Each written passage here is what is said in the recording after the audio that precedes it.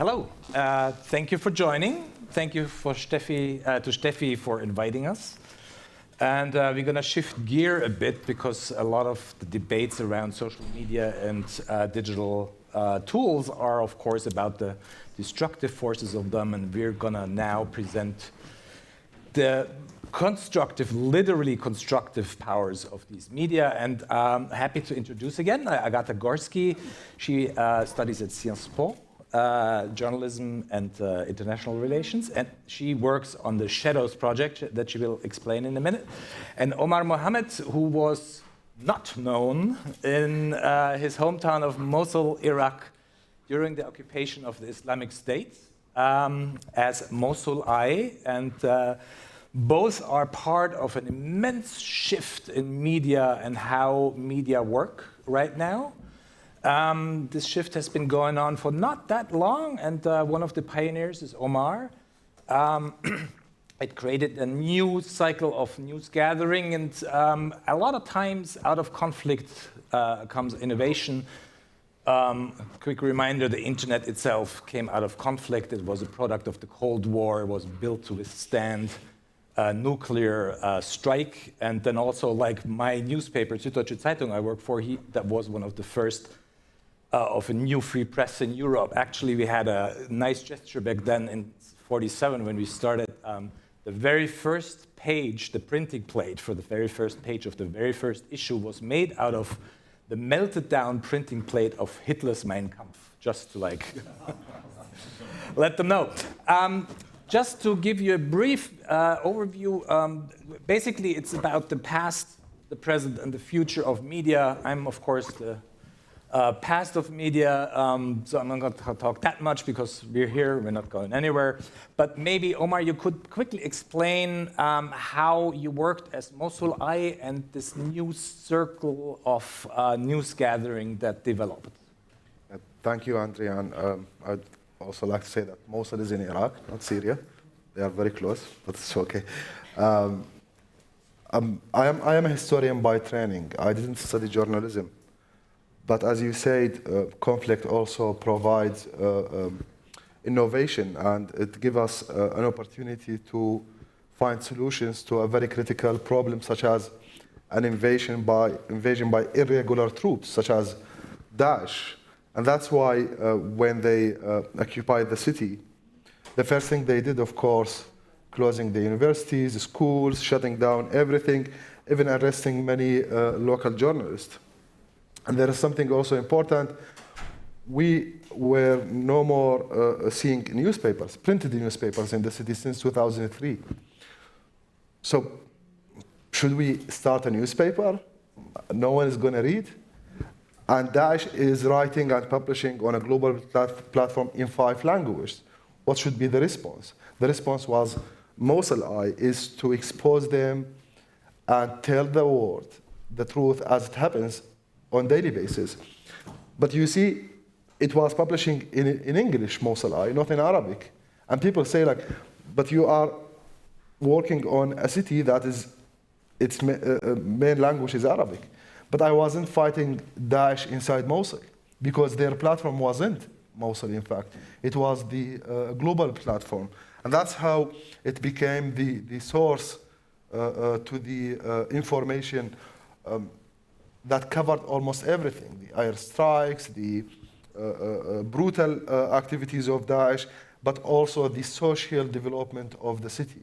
I believe it is this type of response that was required, and it was provided as an opportunity by the internet. So how does this new circle of news gathering work? I mean, you work clandestinely under Daesh, Islamic State in Mosul. And how does the news travel? In the beginning, as I said, it was targeting the international audience.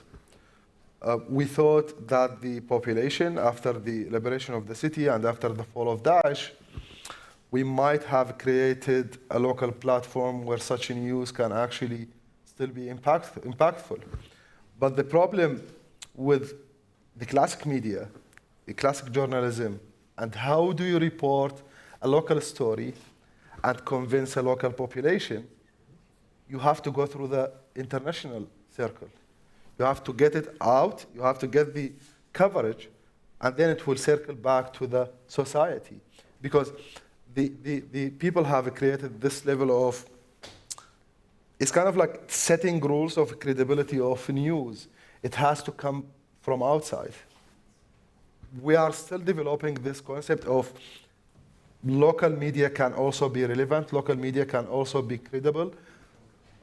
And this is where the international journalism or classic journalism and citizen journalism actually can meet, is that there are two platforms where they can intertwine and work together to impact locally and globally. So you told me about some of your activities that go beyond just reporting and journalism. Maybe you can tell me what new doors are opened by citizen journalism that go beyond the mere reporting. Yeah, in fact, as I told you before, Andrian, there is a very thin line between what is activism and what is citizen journalism, but you can maintain both sometimes. The first thing we did when the city was liberated, in fact, half of it was still under occupation by Daesh, is to inspire the people, to show them that there is still a possibility to move forward. And that's why we started in the cultural heritage side, where Daesh actually, it is the first site they targeted, because it represents called Prophet Yuna site, where you have the full history of the city, all the layers, the ancient history, Assyrian history, you have a synagogue, a mosque, a church, and so on. That's what Daesh targeted, because the city lives in certain type of an inspiration that, and it's a biblical story, that's what the people believe, that they have a divine power, a divine protection. Daesh destroyed this. So we wanted to restore this divine power that the people believe in.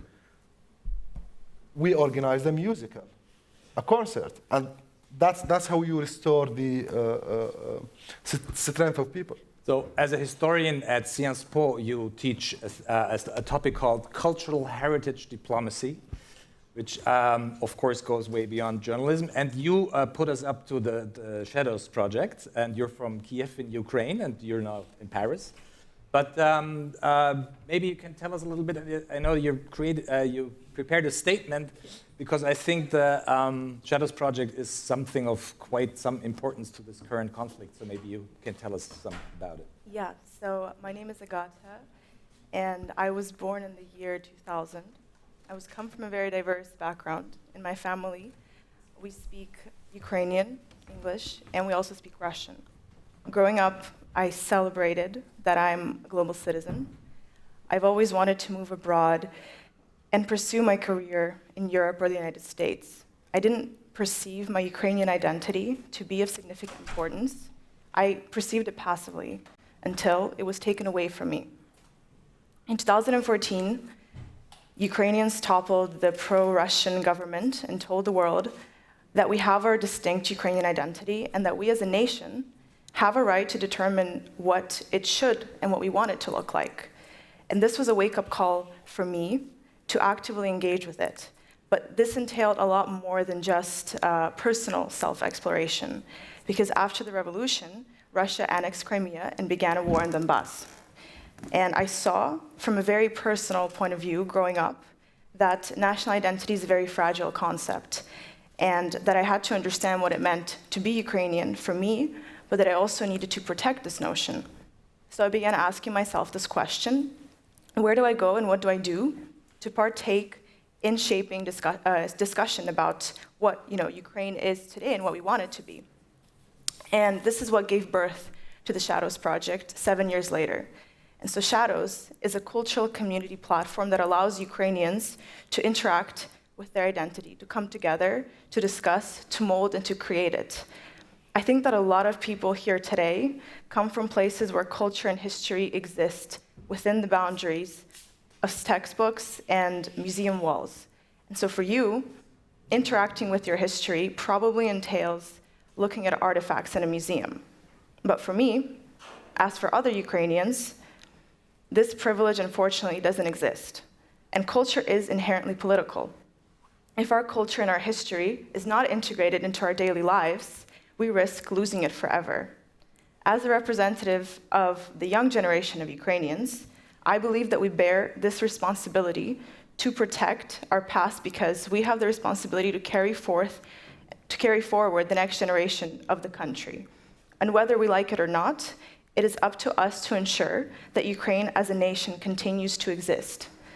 Establishing how we interact with our past is very important, but it's also very difficult. Because prior to our independence, Ukraine has endured centuries of repressions and erasure of this national identity. And we've never had the chance to partake in cultural nation building publicly. Nation building and cultural preservation has always taken place in the shadows. Today, we need this opportunity more than ever to bring culture into the light, to take agency over our narrative for the success of our nation, to show that we didn't come out of something random, but that we have this heritage and that we carry forward the legacy of our ancestors. But also because culture can and often is weaponized. Ukraine has always suffered from Russia's attempt to uproot our history and replace it with their own version.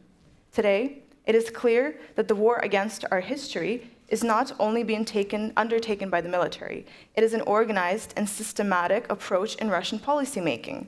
Destruction of our museums is not merely the destruction of a cultural monument. It is the uprooting of the existence of the identity, of our identity, because our culture and our history are the beating heart of what a Ukrainian nation constitutes. And Putin and Russia have always sought to destroy this. So we have to stop this genocidal Russian aggression against Ukrainian culture, or else my children will no longer be able to read Ukrainian literature, look at Ukrainian art, and celebrate the accomplishments of my ancestors. The role of Shadows as a platform by and for young people is to create these different levels of protection for our culture.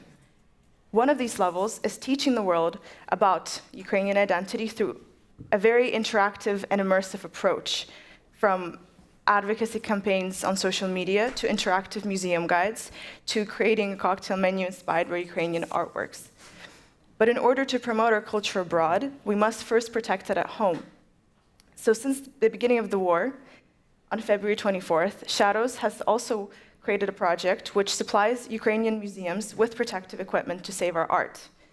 The first round donated $30,000 in aid, and now we're donating a second round of $70,000. We've been working with the Hoover Institute, the Fine Arts Museum of Boston, and the Blue Shields of Denmark. But we want to do more. And so from this stage, I want to appeal to you and to the rest of the world to stand with us, to support the Shadows Project, and to help us protect our right to exist. Because this is not only a Ukrainian problem, this is global. And if you allow Ukrainian culture to vanish and be erased, you are allowing this to happen to Europe. Because culture is universal, culture is about coexistence in prosperity. And we have this universal right. We have this universal right to celebrate and to enjoy culture. So please stand with us to protect it today.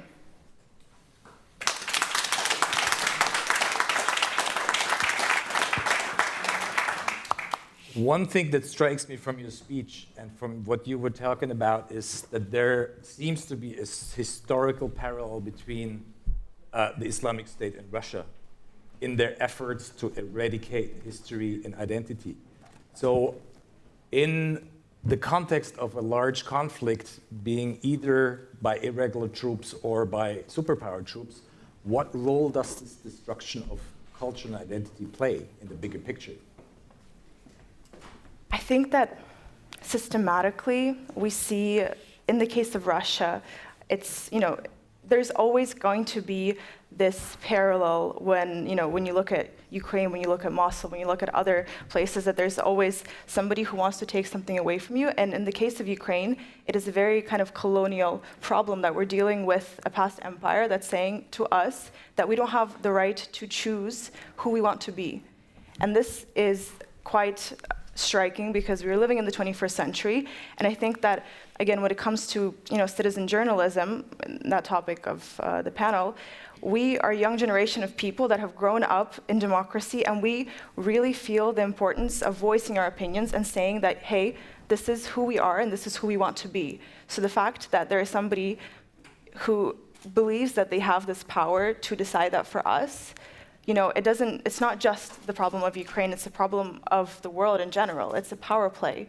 And this is why media is so important today, because it's a way for you, starting from the bottom, to kind of voice your message to the rest of the world, despite the fact that this is under threat, your identity is under threat. To give this a little, some very concrete context, I went on your Shadows Project Instagram feed, and it's well worth going there. And it seems like it's all in Ukrainian, Russian, but if you click on the tiles, there's always an English explanation behind it.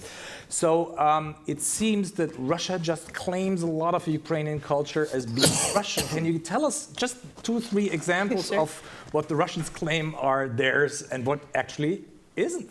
So I think we actually did a quite successful campaign about this a month ago. I think that a very concrete example is Malevich. A lot of people probably know Malevich. He painted the Black Square, and he's considered Russian, but he's actually Ukrainian. He was born in Ukraine, he was born to a Ukrainian mother, and he grew up in Ukraine, and his art and the rest of his life was inherently inspired by his Ukrainian upbringing. And we did a really big campaign, which was called Make Malevich Ukrainian, where we appealed to museums to change the naming of Malevich on their plaques. And this is the very striking and crazy phenomenon for me, is that in a lot of places, when it comes to Ukrainian history and Ukrainian important figures, they're labeled as Ukrainian-born Russian. And so why are they labeled as Ukrainian-born and not Ukrainian? And it's quite shocking and it's quite crazy. And so we were really trying to change this. And actually, 2 days after we launched the campaign, there's a Wikipedia page on Malevich, and it said Ukrainian-born Russian, and then somebody went and changed it to Russian Soviet-born, which is crazy, but it also shows that A, there's impact of these things, and B, people who, they don't want us speaking out, they're challenged by these narratives.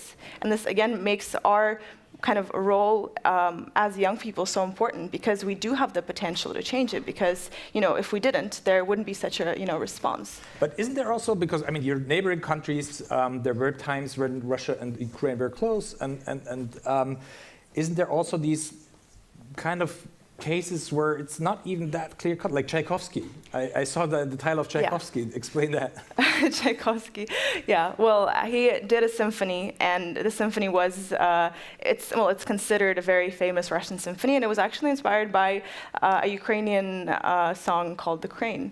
And again, that's the problem. There is a lot of these ambiguities, and right now we have this responsibility to decide what this means for us, what we consider our culture, what we consider Russian culture, what we consider kind of an integration of both, but it has to be kind of through our initiative. And so because this hasn't been the situation in the past, and because we were always labeled as, okay, Ukraine is about, as one very famous Russian politician has said, that Ukraine is only, exists in this kind of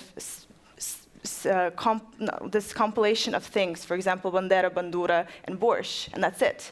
And so when you put a label on us and you say that this is all you are, well, why don't we have the chance, and we should have this opportunity to say that no, maybe we want to explore and we want to bring out new perspectives, because it is complicated, and because there is no concrete one understanding right now of what it means to be Ukrainian, because we are actively molding this identity. And this is why this discussion is so healthy and it's so important, because it is a gray area.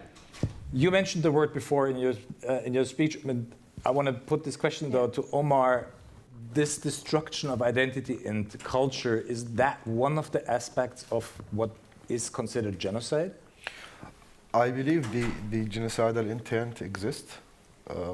Whether it was in Daesh had a full book on how to target the cultural heritage and why. They explain everything and justify it by 17th century descriptions, verdicts, etc. I believe also Putin has the genocidal intent regarding the culture of Ukraine. There is a pattern. I have been following the destruction of the Ukrainian culture comparing it with what's happening in Syria, what happened in Mosul, there are parallels. Ultimately, he believes that Ukraine doesn't exist in the shape we know it, and that it shouldn't exist in any other way than his own vision. So, yes, the genocidal intent is there. I mean, you probably have seen. I forgot the name of the statue. I mean, shooting a statue in the head. This is a clear idea that it also shows you how strong and important cultural heritage is. That is, it is a threat to to Putin's ideology, and at the same time, it explains that if he really cares about this heritage, that he wants to erase it, then there's an ideology behind this. That's what makes him very dangerous when it comes to targeting museums, when it comes like changing the name and the origin of musicians or artists, etc. It's not just because they want to, it's not collateral damage. No, it is a systematic, well-organized, well-thought-of program of destruction. And you say your target audience is largely also young Ukrainians. Yes. How aware are they of these ideological, historical, and genocidal intents of Russia? I think they are extremely aware, and this has been a rising tendency since 2014. I think that in general there's been kind of this national awakening of consciousness, and I think that when we created this platform, it's something that we were creating for ourselves, and it's something that we were creating for our friends, that we were creating for our peers. So it was really something that everybody needed, because for us, the revolution was a very physical manifestation. And so where we could come out and tell people that, yes, this is what we are choosing to be. And then after that, we had this momentum and we had this passion and this energy, but there wasn't a place where we could channel it. And so I think that this is why this platform is so important, is because people are aware and people want to have these discussions. And a lot of the times, most of the times, the content that we post, people come to us and they say, hey, you have to talk about this. We want you to talk about this. You know, we want to come on and talk about this. We want to do this project with you. You know, and so it's been a really, you know, overwhelming in a very positive way, because it shows that there's a really big unity right now, and people understand the importance of this, and they know that they have to advocate for it. Well, we're out of time. Here's the gong. Thank you so much. So use the internet as the power of good. Look for the Shadows Project. Look for Mosul Eye. And thank you very much, and all the best to both of you. Thank you.